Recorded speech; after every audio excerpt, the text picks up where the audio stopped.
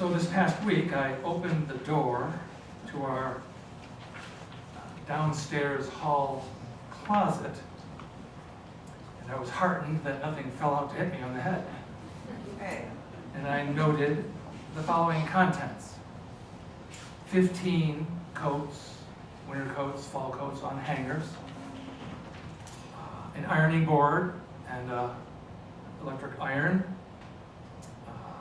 scarves, hats, and gloves on the top shelf, a Bissell Power Force vacuum cleaner, a large American flag folded up, rolls of wrapping paper, several baskets with odds and ends in them, a small stack of newspapers. I ask you, what's in your hall closet? Despite its small size, the hall closet is a pretty important room in your house or your apartment.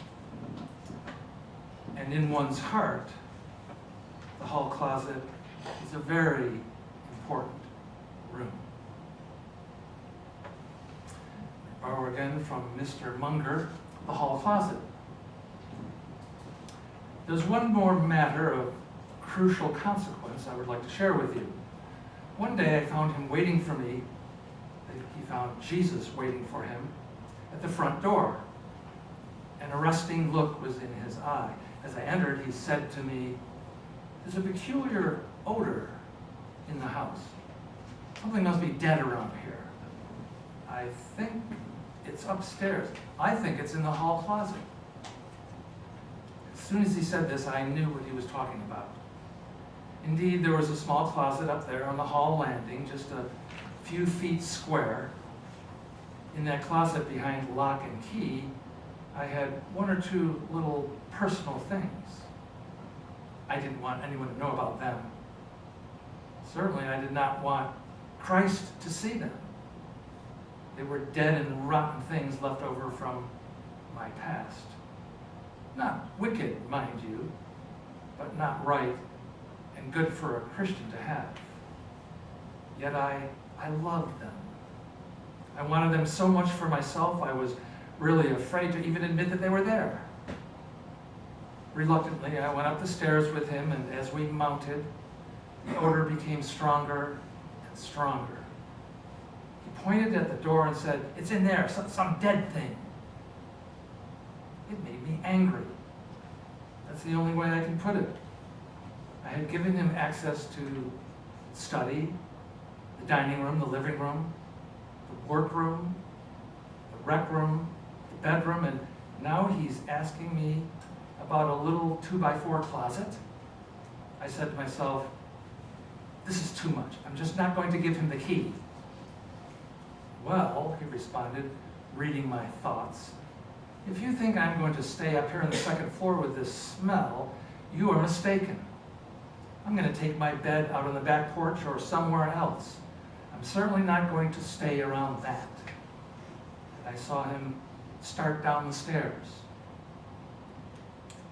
When you have come to know and love Jesus Christ, one of the worst things that can happen is to sense him withdrawing his face and fellowship.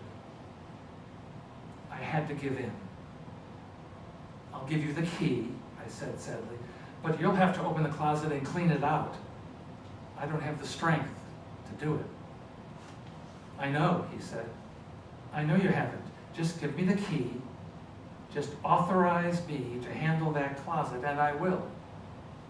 So with trembling fingers, I passed the key over to him. He took it from my hand, walked over to the door, opened it, entered it, took out the putrefying stuff that was rotting there, and threw it all away. Then he cleansed the closet, painted it, and fixed it up, all in a moment's time. Immediately, a fresh, fragrant breeze swept through the house. The whole atmosphere changed.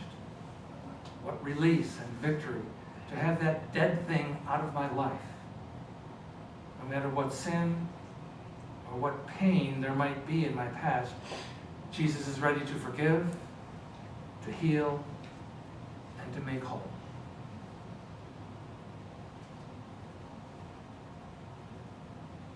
So I ask again, what's in your hall closet?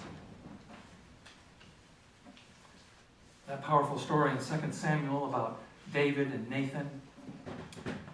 Preceding that chapter of 2 Samuel, we know the story of David and Bathsheba. Let me rehearse it quickly. David was the king of Israel, and he had sent out a big army, and a man named Uriah was one of the commanders, and they were fighting some Jebusites or Perizzites or whatever. And we hear that King David got up on the top of his palace and he spied a beautiful woman. Her name was Bathsheba. And so he called one of his servants to tap that gal on the shoulder and bring him up to his room. And there they had relations, and Bathsheba happened to be the wife of Uriah, one of the commanders of the army. Well, time went on a bit, and then David got word that from Bathsheba, I'm pregnant, so we have a cover-up beginning. So what was David to do? What a scandal. He said to himself, I know what I'm going to do. I'm going to call Uriah back from the front lines, and I'm going to have him be with his wife Bathsheba, and it will be that maybe they'll have relations, and the child will be his, not mine. Well, Uriah was a good commander, a good soldier. He came, he didn't go in to be with Bathsheba. He slept with his servants on a mat outside their house. And when David asked him, well, why didn't you spend your night with your wife? That's kind of silly. Uriah's response, well, my soldiers sleep on the floor out on the battle, and I'm not above them. I'm just going to sleep on the floor and abstain from any relations with my wife. So what was David to do? Well, I know, I'll get him drunk. Then he'll go in with his wife, have relations, and I'll be covered. Well, he did get him drunk, but Uriah still slept on a mat outside the door, had no relations with Bathsheba, and he went off to battle again. What am I to do now? Does that sound familiar? When you're stuck in something, you want to cover it up? I know what I'm going to do. I'm going to ask the Grand Commander to order Uriah to go to the very front lines of battle, and surely he'll be killed. So that'll take care of that. So that's exactly what happened. He sent word to the General Commander to send Uriah to the front lines. He was killed, and so the cover-up, the scandal was covered. So what was God to do? Well, he sent Nathan. Who's Nathan? Nathan was a prophet. What's a prophet? A person who speaks forth God's word. A person who represents God and reveals the truth. So our lesson that was read about this real rich guy who had lots of flocks, and this poor guy who had one lamb that he loved. A traveler came through, and the custom of that day was when there was a traveler coming through, you served him a big meal and a big feast to welcome the sojourner. Well, what did the rich man do? He got word to the poor man, took his one lamb, slaughtered him, and they had a lamb feast with his lamb. And when David heard that, he was outraged. Oh, that guy deserves to die, and he should be given fourfold back to replace that little lamb. And what does the prophet say? 4 words. Thou art the man. And David probably immediately took a gulp. He was convicted. And his little hall closet was opened up. You see, God was motivated by love to send Nathan, not to judge David and punish him. Because if we keep stuff in our hall closet, it eats away of our soul.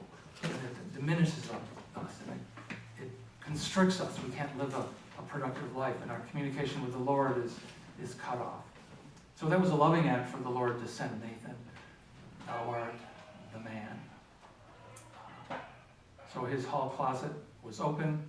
And you know the psalm that we read part of, Psalm 51, many believe that psalm was written by King David after the fact, when he realized what he had done. And he concluded, well, I sinned against Uriah and Bathsheba and against the nation, but I sinned against you, God, against you. So David was cleansed, he confessed. God cleansed his hall closet. The hall closet.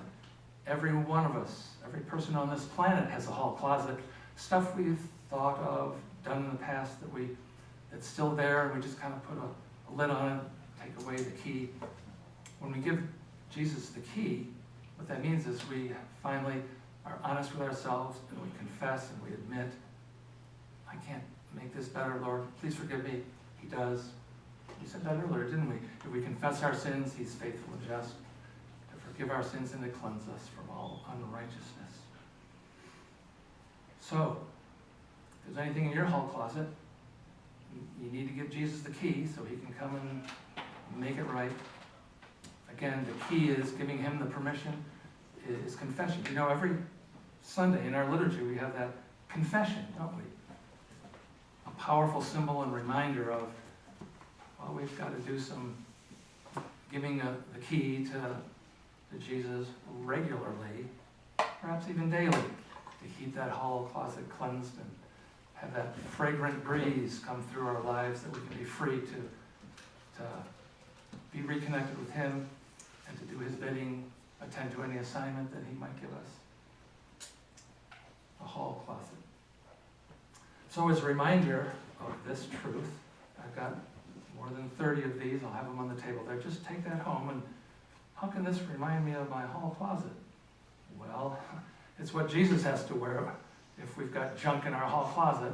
Just to remind you to keep it swept clean, give Jesus the key on a regular basis, confess and agree with him that you've messed up. This also applies to some hurt or pain in our past. It's not just to sin and wrongdoings, but it also has to do with the pain that we might carry with us, a hurt or rejection from a month ago or from 15 years ago, however long it might be, that Jesus can take care of that too. He can heal that. So he forgives and he heals if we just go to him and give him permission to do so.